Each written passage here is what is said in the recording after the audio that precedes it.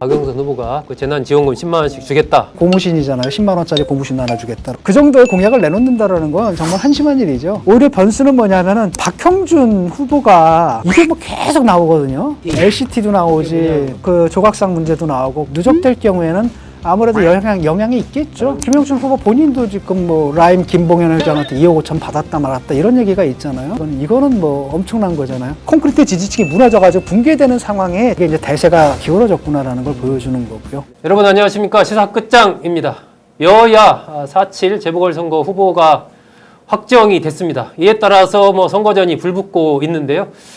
이 앞으로 얼마 안 남은 이 선거전의 판세가 변할 수가 있을 것인가, 어떤 변수가 어떤 게 있을까, 이것에 대해서 한번 진중권 전 동양대 교수 모시고 얘기 나누도록 하겠습니다. 더불어민주당 박영선 후보 같은 경우에 처음에 뭐 이제 출마 선언하면서 21분 컴팩트 시티 서울을 만들겠다 하고 또 뭐 수직 정원 이런 공약도 내고 좀 이 서울과 관련해서 좀 뭔가 정책적인 쪽으로 이 프레임을 좀 가져가려고 노력을 했는데 지금 민심 흐름은 전체적으로 그런 것보다는 정권을 심판해야 된다. 이 흐름이 뭐 굉장히 강하게 가고 있는 것 같은데 이 서울시장 선거전에서의 어떤 좀 변수 같은 게 뭐가 있을까요?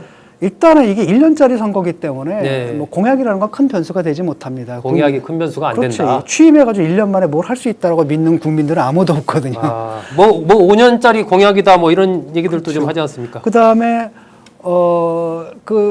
여당도 그렇고 야당도 그렇고 이 선거의 의미를 그렇게 규정을 하고 있어요. 대선의 전초전이다. 대선 전초전. 그 다음에 정권 심판의 장이다. 네. 그 다음에 저쪽에서는 뭐라고 얘기를 하냐면은 대통령을 지지하기 위해서는 즉 이 정권을 지켜야 된다. 그러니까 한쪽에서는 정권을 지켜야 된다, 또는 한쪽에서는 정권을 심판해야 된다. 이런 여야 다 공의 그런 코드로 가고 있고, 그 다음에 국민들도 이 선거를 그렇게 받아들이기 때문에 뭐 수직 정원이니 뭐니 이런 거 아무리 얘기를 해봤자 귀에 들어오질 않습니다. 좀 먼 일이 됐군요. 그런 부분들은. 그렇죠. 먼 일이 돼버린 거고 그냥 눈에 딱 띄는 게 하나가 이제 고무신이잖아요. 10만 원짜리 고무신 나눠주겠다라는 것들. 박영선 후보가 그 재난지원금 10만 원씩 주겠다. 그 정도의 공약을 내놓는다라는 건 정말 한심한 일이죠.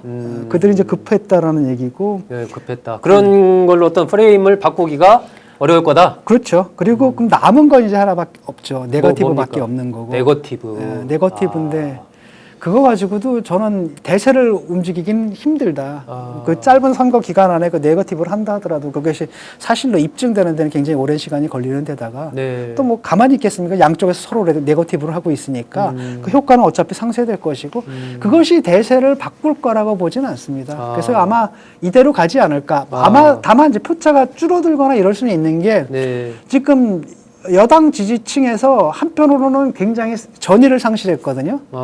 자신감을 상실한 부분이 뚝 떨어진 부분이 있겠고, 하지만 다른 한편으로는 그 위기감이 또 있잖아요. 위기감 때문에 또 급속하게 결속할 수가 있고, 그래서 그들을 결속시키기 위해서 이제 상황인 이해찬 씨가 등장한 거죠.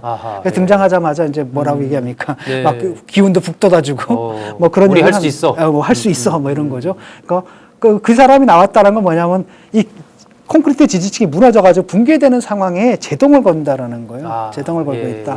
이것이 뭘 의미하냐면 이게 이제 대세가 기울어졌구나라는 걸 보여주는 거고요. 지지층 결집 그리고 네거티브 이 두 가지 카드를 여권이 강력하게 추진할 것이다. 그러면 반대로 야권 입장에서는 뭐 어떤 변수라고 할까요? 있을 수 있는 그런 게 뭐가 있을까요? 부산 같은 경우도 한번 보죠. 부산 같은 경우에도 이 공약 선거가 아닌 게 가거도이잖아요. 가덕도 참 가거도가 아니라 가덕도 공항인데 그거는 어차피 둘 다 하겠다라는 거잖아요. 그다음 솔직히 말하면 국민들과 못 믿거든요. 아마 부산 분들도 원하긴 원해도 이게 될까 말까 반신반의할 거라는 겁니다. 왜냐 이게 법적 제도적으로 힘들어요. 워낙 타당성이 없는 데다가 뭐 예컨대 타당성 조사 안 하겠다라고 하는데도 걸려야 될 게 많거든요. 환경 뭐부터 온갖 것들 이걸 다 해가지고 실현될 수 있다는. 바라긴 하지만 과연 될 것인가에 대한 거기에 대한 의구심이 있는 데다가 그것도 이제 국민의힘 쪽에서 벌써 물 타버렸거든요. 그래가지고 왜 가덕도 받고 한일 해저 터널 하나 얹고 뭐 이렇게 돼버렸단 말이죠. 그걸로 차별화가 좀 안 되는 상황이고 오히려 변수는 뭐냐면은 그 박형준 후보가 이게 뭐 계속 나오거든요. LCT도 나오지. 그냥 그 뭐 앞에 조각상 그렇죠. 또 문제 등등. 그 조각상 문제도 나오고 그다음에 이제 홍대 문제도 나오고. 네, 홍대 문제는 문제. 조금 뭐 신빙성이 좀 떨어지는 것 같긴 하지만 계속 이게 누적되고 누적돼가지고 누적될 경우에는 아무래도 영향이 있겠죠. 가랑비에 좀 옷이 젖는 건가요? 네, 바람에 뭐 그렇죠. 가랑비에 옷이 젖듯이 그렇게 젖을 수는 있겠지만 그럼에도 불구하고 저는 대세를 반전시키기에는 이미 늦지 않았나 이런 생각이 듭니다. 오늘이 3월 22일인데 오늘 나온 여론조사 데이터까지 본다면 그런 부분들이 일단은 박형준 후보와 김영춘 후보 간의 어떤 격차를 좁히는데 그렇게 그렇죠. 효과가 있는 것 같지는 않습니다. 그다음에 김영춘 후보 본인도 지금 뭐 라임 김봉현 회장한테 2억 5천 받았다 말았다 이런 얘기가 있잖아요. 네. 이것도 상당히 신빙성이 있는 거거든요. 네.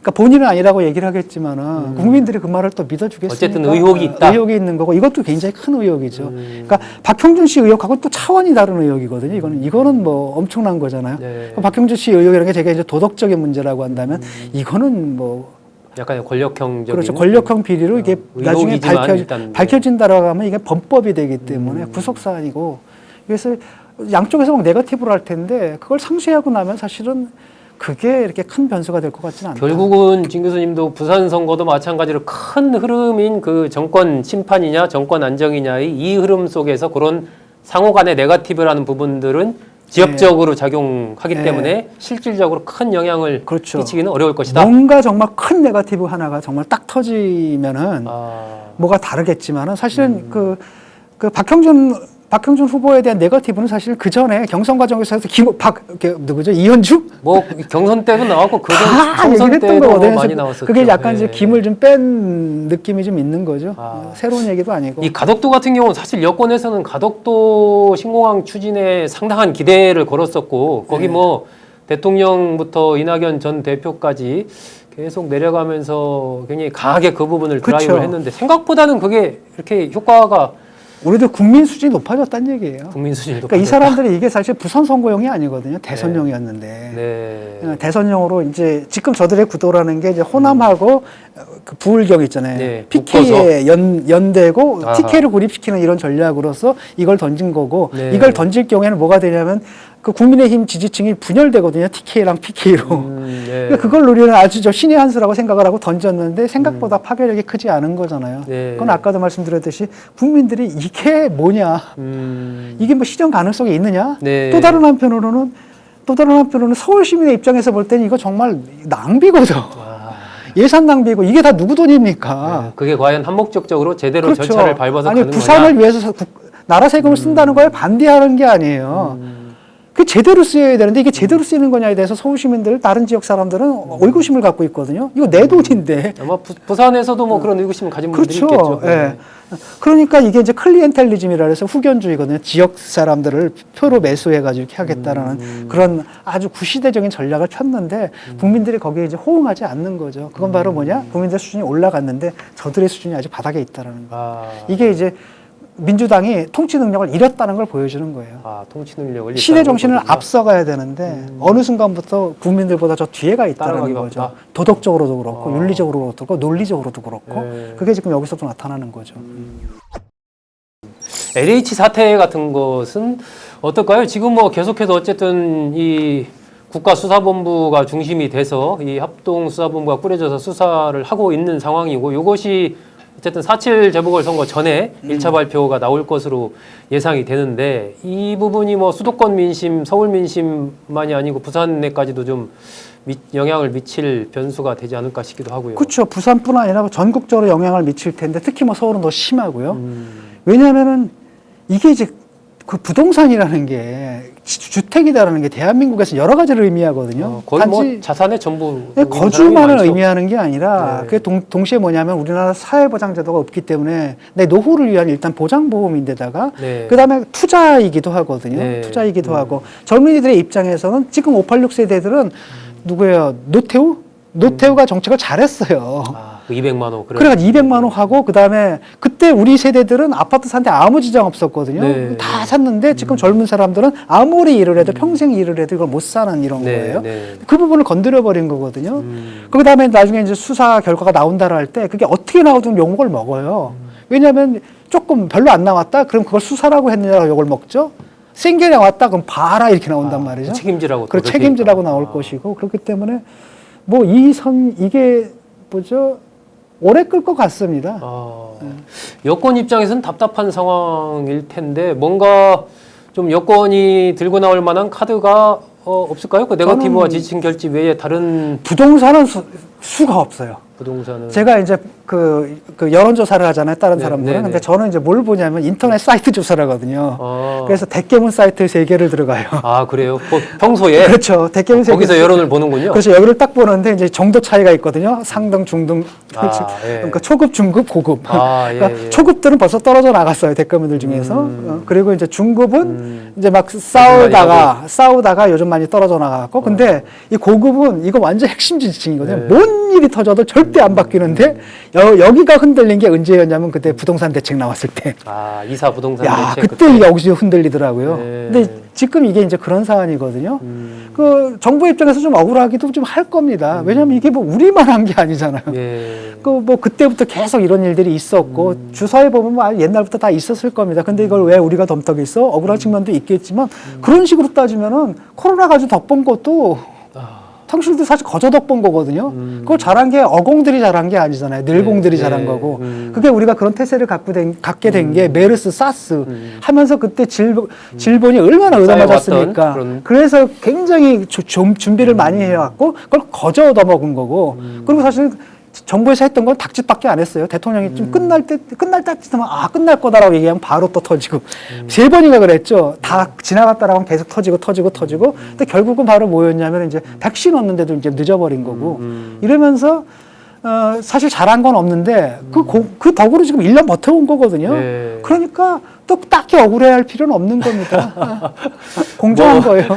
이 혹시 선거 앞두고 뭐 백신이라든지 재난지원금 지급 이런 부분들이 좀 여권 입장에서는 좀 도움이 될 수도 있지 않을까요? 그 백신도 지금 늦었다는 거잖아요. 우리가 이제 백신이 뭐 여러 가지 이유 때문에 늦었는데 지금 뭐 이스라엘 같은 경우에는 뭐 벌써 지금 뭐 10,000명쯤 갔다가 백신 효과로 지금 200명대로 떨어졌거든요. 확진자가. 그런 효과들이 지금 드러나고 있고 영국이나 미국도 우리보다 확 앞서고 접종 있고. 자체 우리가 좀 늦었죠. 우리가 좀 접종 자체가 늦어버렸단 말이죠. 그렇기 때문에 여기서 접종이 이루어진다 그래서 거기서 상황이 반전될 수 있는 건 아니다.